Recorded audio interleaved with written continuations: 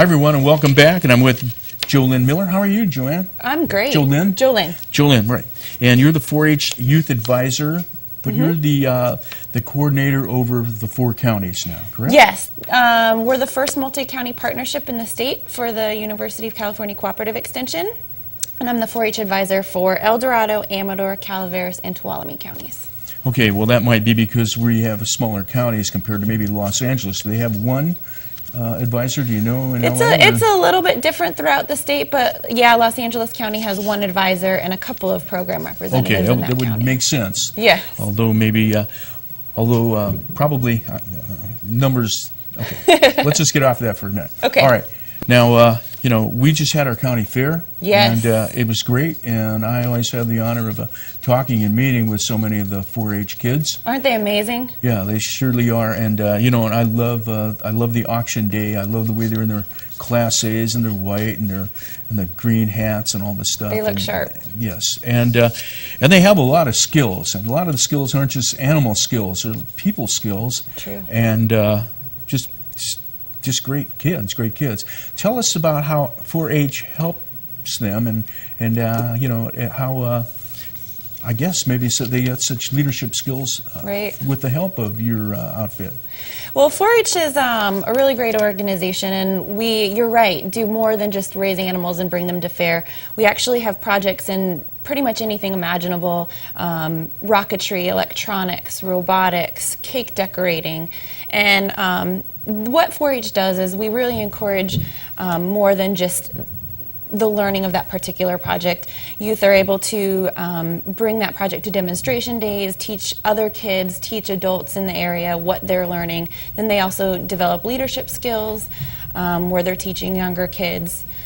What else does 4-H do? We also allow them to create community service projects. They become really engaged in their community by being involved in 4-H. Okay, and I know when I interview a lot of the kids, some of the younger kids, I'll ask them, like, what kind of animal they're raising, and a lot of them say, I don't have an animal. Right. So that would be the kids that don't, and it seems like maybe a starter animal for a lot of younger kids is a rabbit. Yes.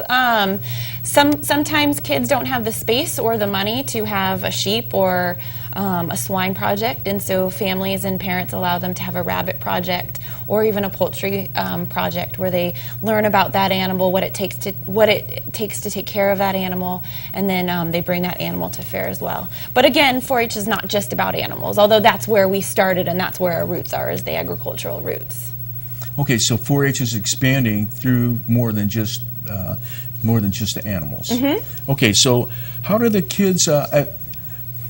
Tell us about going to a 4-H meeting. What would that look like? Okay.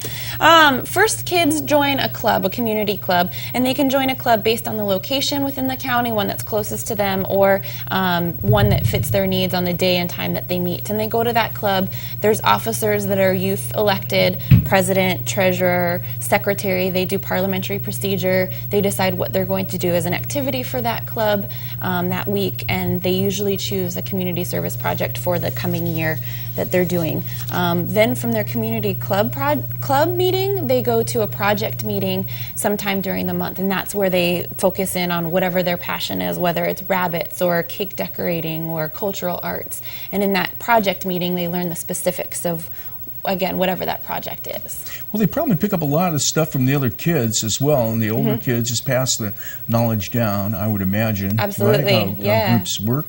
We've got some of the older kids, and they're usually part of a lot of the teaching in the projects. There's teen leaders, there's all-stars, these kids that take on leadership roles and end up pretty much teaching the younger kids what it is to excel. Okay, and brothers and sisters also. So let's see. So I guess what I was looking for when it said like a meeting, now is that where they decide what they might want to do? Archery? I know there's archery. I think there's shooting. Yeah, well, we're just starting out on the year, and so kids have time to choose what they want to do for their projects, and projects meet at different times of the year. The club meeting is really a gathering of individuals with all sorts of passions and hobbies and interests, and then there's lists on our website of what projects are available, and they can choose and pick from there. Okay, now the local, I guess, moms and dads, do they help out at these Yes. meetings? I Oh would my imagine, goodness. right? Absolutely. Well, we are a volunteer-driven organization.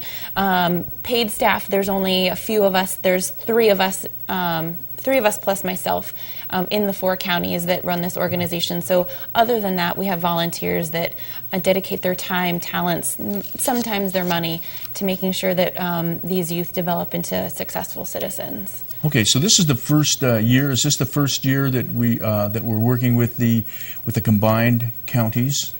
It is. I think it was enacted last year. But, It was. This It's is the been first year where it goes into effect. It's been a year that we've had this multi-county partnership. What the kids and the families are going to see on the county level is pretty much business as usual. Okay. County identities within 4-H is really strong, and Amador County 4-H is going to be Not Amador only County that, but the 4-H. club identity is Exactly. is you know. It's more administrative, and it's a way to combine resources administratively.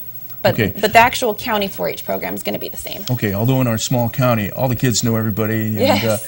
and so it's it's like they belong to the club, but they're still friends with everybody. Exactly. They're a big family. They have their club identity, but then their county identity as well. Okay, we have just what do we have? I think we have a minute and left. Okay. How is it going here in Amador?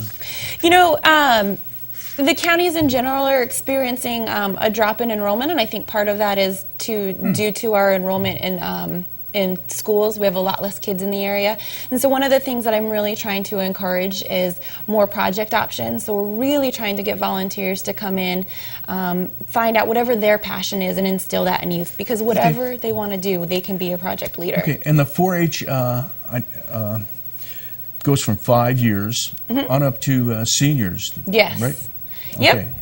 I thought for sure a lot of older kids out there involved. Yeah, a lot of older kids, and we're trying to retain those older kids, get them involved. Being involved in an organization for such a long span of time is really great on scholarship And I think they can applications. still act in the fair and Yeah. up to the first year out of school. Right? Yep, I think it's after the year after high school they can still continue to show their animal. Okay. And of course, that's a lot of fun. And to most people, that's what the fair is all about. 4-H. JoLynn, it was nice talking with you. Nice meeting you as well. Okay, thank you. Sure. And stay with us. More news on the other side of the break. You're watching Amador County's #1 news and sports leader, TSPN.